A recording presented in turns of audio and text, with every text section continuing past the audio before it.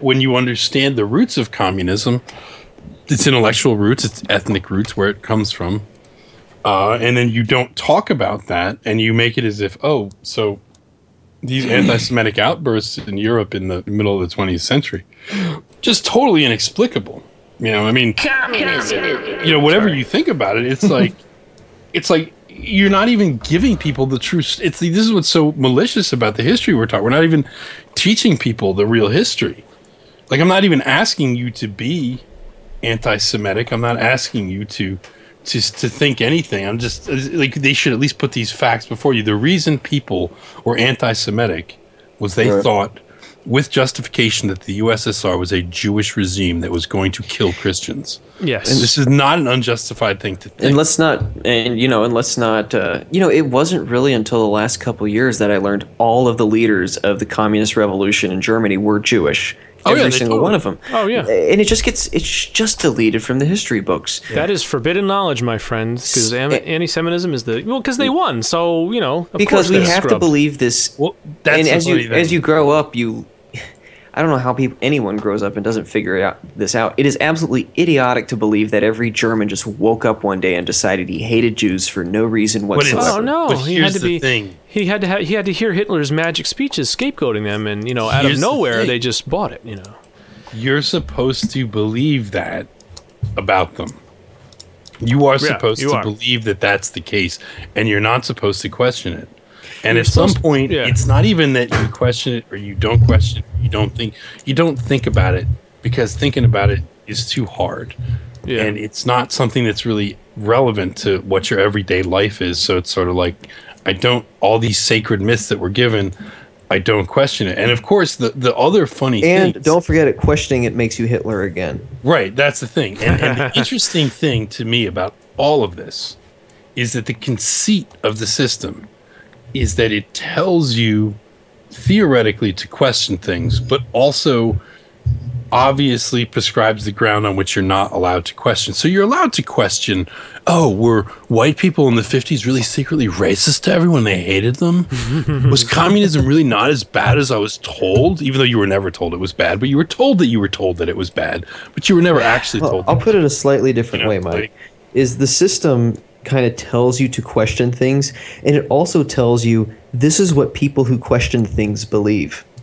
If you question things, this is what you think. Right. Those people that question things, they think outside the box and they read like communist stuff. Like they're like pretty brave. You know what? People who question things think people who question things think Nazis were really bad. They're really open-minded. That's why they have this really rigid ideology. Maybe the U.S. is secretly Nazi, and that's why we need communism. They think that racism is wrong. Yeah. I'm against racism.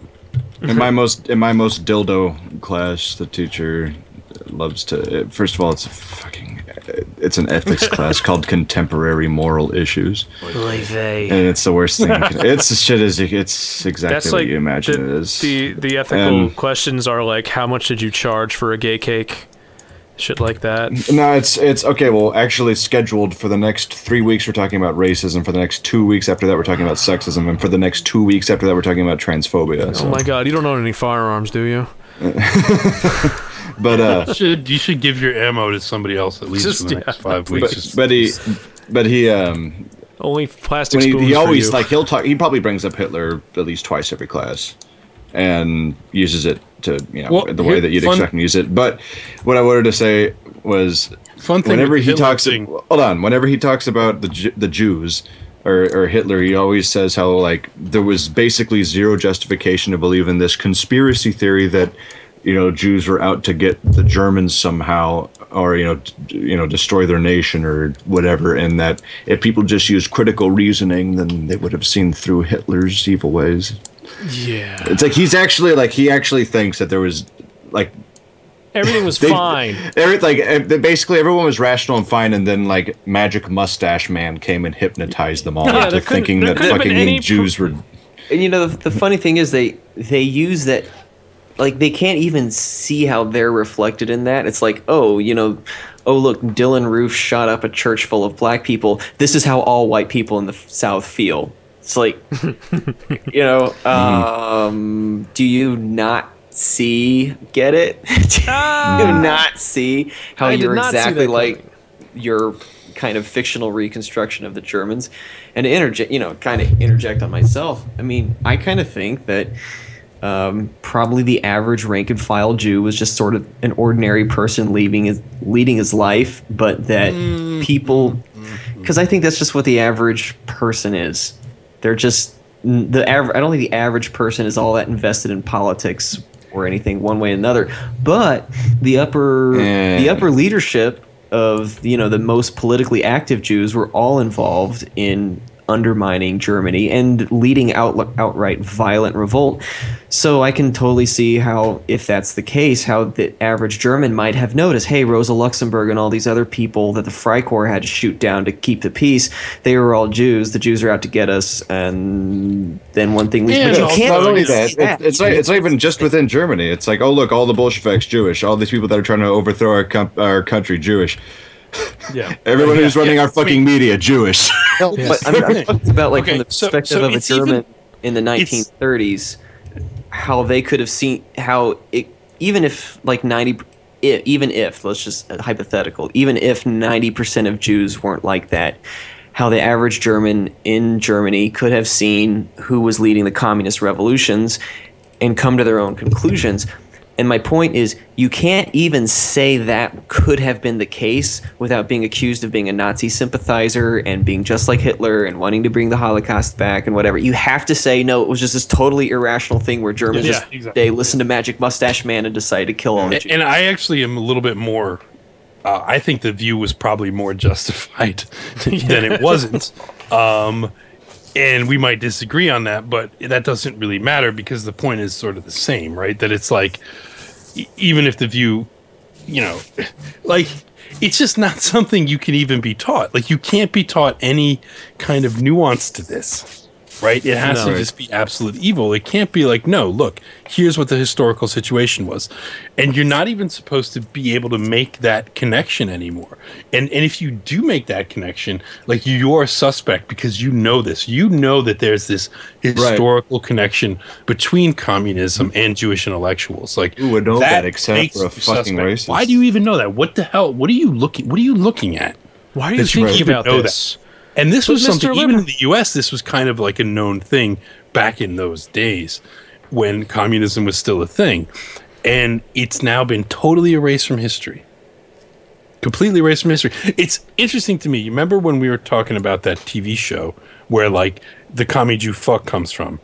And the other thing, what was the other one? You KGB kike motherfucker. Oh, yeah. Whatever this, I forget this fucking show. Whatever it was. True Detective, the season 2 with Vince Vaughn. Don't matter. My avatar. But I was surprised that something like that was coming out in the media now, because that's like basically sort of the first reference to something like that I have seen in a very long time. So yeah, it was surprising because he wasn't even really the bad guy.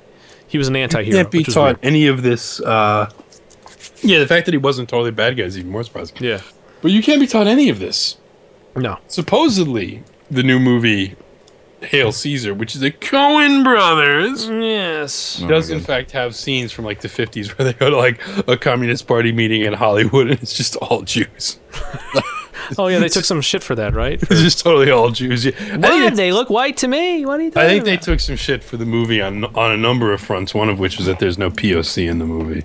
But why would there be a fucking POC in a movie about 1950s Hollywood? Because blacks were the original Jews. Come on. Well, I'm sure that there's the 12 tribes of Israel include the blacks were the original Cherokees. 1950s. Everyone in the 1950s was. They were everywhere. Yeah. Everyone in the 1950s. Also, like, give me Isaiah 14 or Jeremiah 14:2, man. The Bible tell you that the Jews is black, all right? The Bible tell you.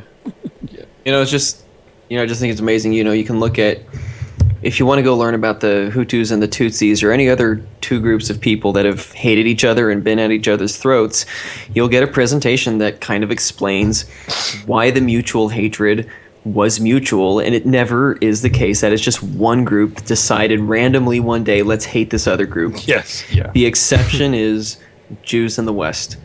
For some reason, you can't ever find out why people have been anti-Semitic in the past. It's always just no reason. No reason. No reason. There's never any mutual antagonism at all. If you look they're an easy target, so they're scapegoats. Yeah. They're an easy target because they're so wonderful. Because they're just completely wonderful and perfect, and they're just targeted as scapegoats, wrote the Jewish historian. Yeah. And it's funny, if you look at the you're gonna look at the ADL, and they have like this test, and I was looking at it the other day. They have the test by which they determine if you're anti-Semitic or not. And they've determined through their test that about 10% of the U.S. is anti-Semitic. And one of the questions that they ask is, and it's interesting looking at the questions and the percentages in the United States that answer the questions. And of course, the most anti-Semitic of all Western countries is France, where something like 40% of people qualify as anti-Semitic, which I think is pretty funny. But some of the questions are things like that are actually just the common sense answer would be yes, but they're framing it such that the common sense answer, of course, is the anti-Semitic answer. Like what? Like one of the questions is people don't like Jews because of how Jews behave, rather than them just be. They don't give a rather than. They just say the reason people have not liked Jews is because of things Jews have done or how Jews have behaved. Right. So it's sort of a priori ruled out. The framing of the question is that like it's impossible that a negative attitude towards Jews could ever be related to anything a Jew did. Like that is a priori ruled out as impossible as sort of the assumption of the question. Another one of them is, and this one actually something like 35% of Americans answered yes to, but I guess one yes is not enough to qualify you as an anti-Semite, which I was surprised. I would think one yes would definitely mean you're an anti-Semite. Triggered. But the one question that 35% of Americans answer yes to is Jews are more loyal to Israel than the United States. Mm-hmm. It's totally fucking true. It's totally true. Totally in like 90%, even conservative Jews. Yeah, and they wear it like a fucking badge of honor too. There's fucking goyim that are more loyal to Sean Hannity's more loyal to Israel than the United States. Glenn Beck certainly is. Glenn Beck.